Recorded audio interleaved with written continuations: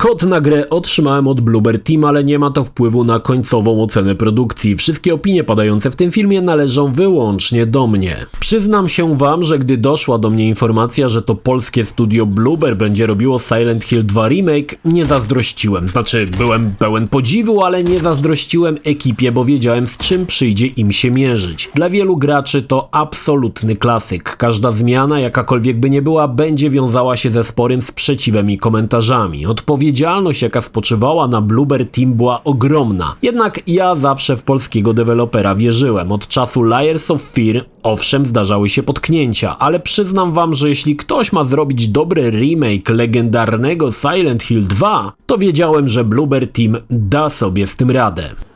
Cześć, ja nazywam się Krzysztof Energik-Micielski, a to recenzja Silent Hill 2 Remake od naszego rodzimego Bloober Team. Zapraszam. Zanim przejdziemy dalej, chciałbym wspomnieć o ciekawym incydencie, jaki tuż po premierze wyszedł na światło dzienne. Otóż na Wikipedii część z osób piszących tam artykuły zaczęła fałszować oceny gry. Pomyślcie, jakim trzeba być małym, zakompleksionym człowieczkiem, aby coś takiego zrobić. To już nie jest historia w stylu ta gra jest słaba i ja cię chcę do tego przekonać. To sytuacja, w której ktoś nie chce, aby tobie się gra podobała. Jakim trzeba być żałosnym ciulem, aby coś takiego zrobić. Odpowiedzcie sobie sami.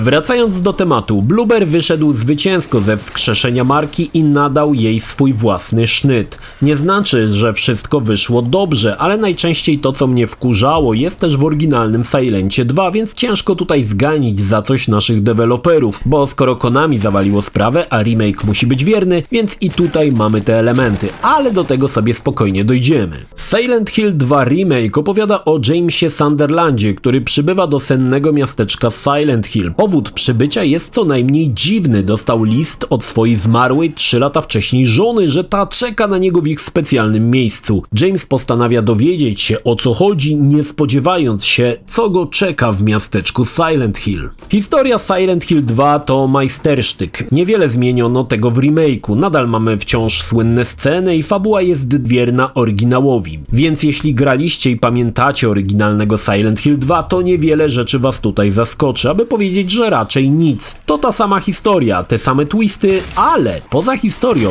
jest kilka istotnych zmian. Pierwsze, co w mojej opinii było dość naturalnym zabiegiem, mamy kamerę zza pleców, wzorem ostatnich remake'ów Resident Evil. To ma swoje zalety, niewątpliwie, ale ma też wady. Nowa kamera daje całkowicie nowy sposób eksploracji, jak i strzelania i walki wręcz. Nareszcie nie mamy już statycznych kamer z tradycyjnym tank control, gra jest bardziej przyjazna pod tym względem i daje dużo więcej swobody. Do wady takiej kamery za chwilę wrócę. Silent Hill doczekało się kilku nowych lokacji, które możemy zwiedzić. Już samo przygotowanie miasteczka potrafi się podobać. To już nie proste sześcienne budynki. Dorzucono tutaj sporo charakteru i faktycznie ma się wrażenie, że to amerykańska mieścina. Ulice odpowiednio napakowano detalami, rzadko też się zdarza, aby budynki się powtarzały. Ale zmiany poszły troszkę dalej i Silent Hill zostało rozszerzone względem oryginalnej gry, więc mamy więcej do zwiedzania. Już sam początek, gdy przyrównamy oryginał do remake'u, gdy James biegnie po lesie, widać jak potężną robotę Bloober wykonał. Las wygląda jak faktyczny las i widać, że doświadczenie, jakie zdobyli podczas tworzenia Blair Witch, tutaj zostało doskonale wykorzystane. Sama eksploracja jest niezwykle przyjemna, łatwiej dostrzec przedmioty, czasami trzeba wybić szybę w oknie albo samochodzie, aby coś zdobyć, ale zdecydowanie jest to wszystko o wiele bardziej czytelne.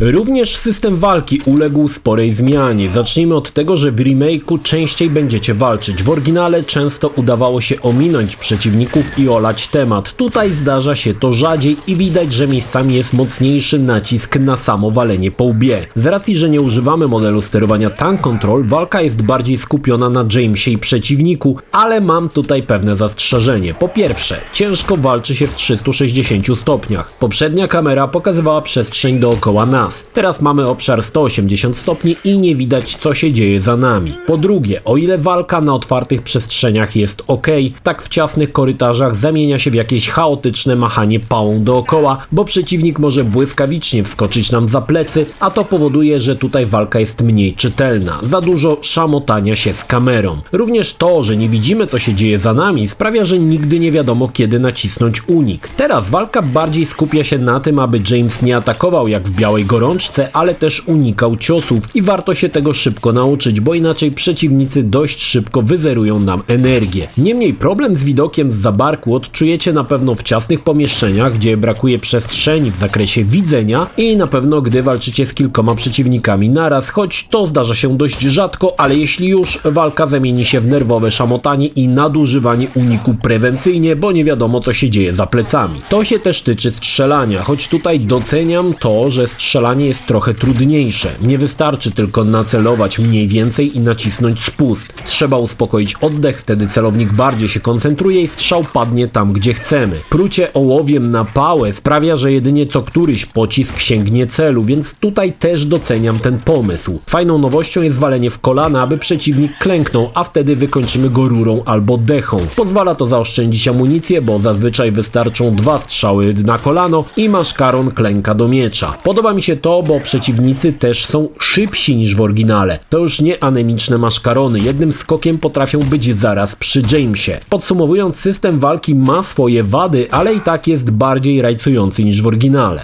James oczywiście odwiedzi znane z pierwowzoru miejscówki i kolejny raz będziecie się gubić, tempo patrzeć na mapę, kminić, gdzie się teraz udać, albo których drzwi jeszcze się nie sprawdziło. Tutaj ponownie wchodzi klimat klasycznego Silent Hilla. Bloober przynajmniej na poziomie normal nie pokusił się o ułatwienia. Samemu trzeba kminić, gdzie iść i co sprawdzić. Szanuję to bardzo, bo w zalewie dzisiejszych samograjów z radarem to powiew staroszkolnego survival horroru, gdzie jesteś zdany sam na siebie i nikt ci nie pomoże. Ale jako, że oryginalnego Silent Hilla kończyłem na początku tego roku, mam dość świeże wspominki o klasyku. Silent Hill 2 w pewnym momencie potężnie zamula. To dość subiektywne zdanie, ale mnie zamula. To moment odwiedzin więzienia i potem przenudny labirynt. Potem przy Lakeview wszystko wraca na właściwe tory, ale więzienie jest momentem, kiedy gra traci tempo i zaczynałem ziewać. Jako, że remake idzie tymi samymi torami, tutaj także te lokacje to zdecydowanie najnudniejsza część gry. Dla mnie mogłoby ich w ogóle nie być, ale jak wspomniałem, to subiektywne zdanie, więc nie wszyscy muszą to odczuwać. W kwestii zagadek kilka rzeczy zostało zmienionych i trochę zagadek zostało dodanych, w mojej opinii jak najbardziej na plus. Na przykład zagadka z pozytywką w Lakeview jest teraz zupełnie inna i bardziej trzeba wysilić mózgownicę. Zmiany w zagadkach są o wiele bardziej rozbudowane i to również bardzo mi przypadło do gustu. Po prostu gra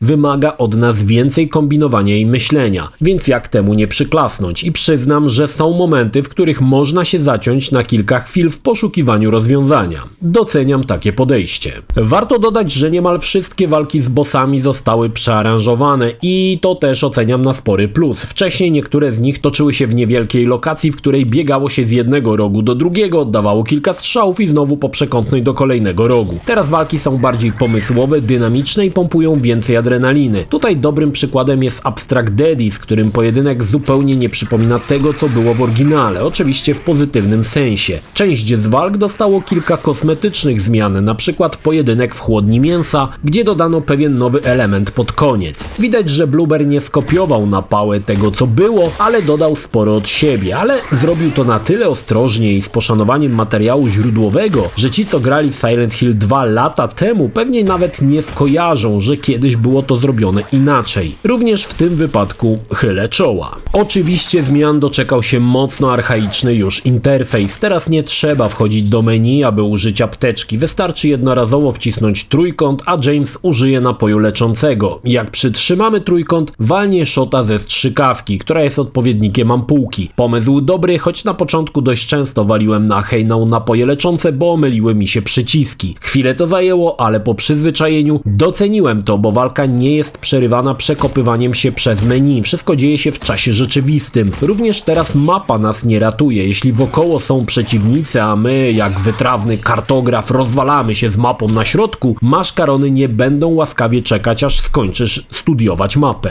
Kilka słów na temat zmian w wyglądzie postaci, bo temat był odpowiednio nagłośniony przez graczy, którym bardzo ta ingerencja się nie spodobała. Powiem tak, jak dla mnie wygląd postaci jak najbardziej na plus. Bardzo podobał mi się wygląd Marii, która nie powinna być jakąś turbolaską na wypasie. Jest niby taka zwyczajna, ale ma w sobie coś pociągającego, co udało się tutaj idealnie oddać. Również nowa wersja Ediego przypadła mi do gustu. Najwięcej pomyj się wylało na wygląd Angeli, bo przecież powinna być super laseczką, a jest taka jakaś nijaka. Właśnie jak dla mnie to też wypadło świetnie. Angela jest zagubioną nastolatką z poważnymi problemami. Jej wygląd odzwierciedla to, co przeszła. Kto grał w Silent Hill 2 i zna jej historię, to wie, że raczej mało prawdopodobne, że będzie wystrzałową blondyną z wielkimi jędrnymi oczami. Całe napięcie seksualne, które w grze się pojawia, miało być pomiędzy Marią i Jamesem i to się udało tutaj bardzo sugestywnie pokazać. Dlatego zmiany w wyglądzie postaci także oceniam pozytywnie. Zostało to po prostu bardziej wyważone i potraktowane poważnie. Jeśli chodzi o oprawę, jest w porządku. Mgliste Silent Hill wygląda tak, jak powinno wyglądać. Pięknie natomiast wypadł początkowy las. Gra raczej nie ma momentów, które chwycą nas za serce swoim rozmachem, bo wiadomo, na zewnątrz jest mgła, a w pomieszczeniach raczej wszystko wygląda po prostu poprawnie. Myślę, że jedynym momentem, kiedy Bloober mógł zaszaleć, to właśnie ten las na samym początku. Gra działa w dwóch trybach, jakości i wydajności. Powiem tak, wydajność jest ok w miejscówkach zamkniętych, ale na zewnątrz, gdy mamy kałuże i odbicia, wygląda to bardzo źle. Zresztą jak każda gra na Unrealu 5 na PlayStation 5. Wygląda to słabo. Tryb jakości sprawia, że grafika w odbiciach jest bardziej stabilna, ale no właśnie, prędkość szału nie robi. Całe szczęście tryb wydajności źle wygląda tylko na zewnątrz, więc ja w sumie całość ogarnąłem na wydajności, ale jak nie przeszkadza ci 30 klatek na sekundę, to śmiało śmigaj na jakości. Dodam, że gra ma też polskie kinowe tłumaczenie i fajnie, bo każdą notatkę od razu chętniej się czyta. Również zagadki są bardziej zrozumiałe i nawet te, które bazują na tekście, są dobrze przetłumaczone i nie sprawiają trudności. Ukończenie gry zajęło mi 15,5 godziny, co jest w zasadzie wynikiem niemal 2 razy wyższym niż w oryginale. Wspominałem, że w tym roku ukończyłem klasycznego Silent Hill 2 i tam napisy końcowe zobaczyłem po 8 godzinach rozgrywki.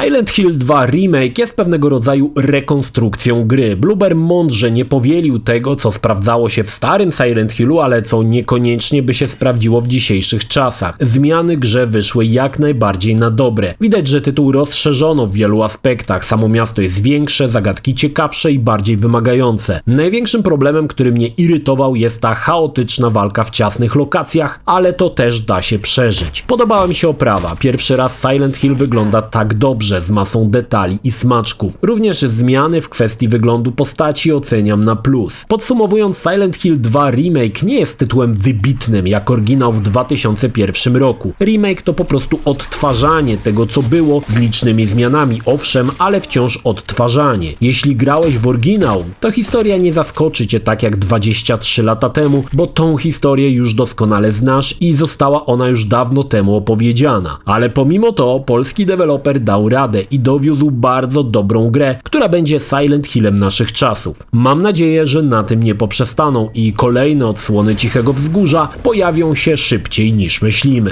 Polecam.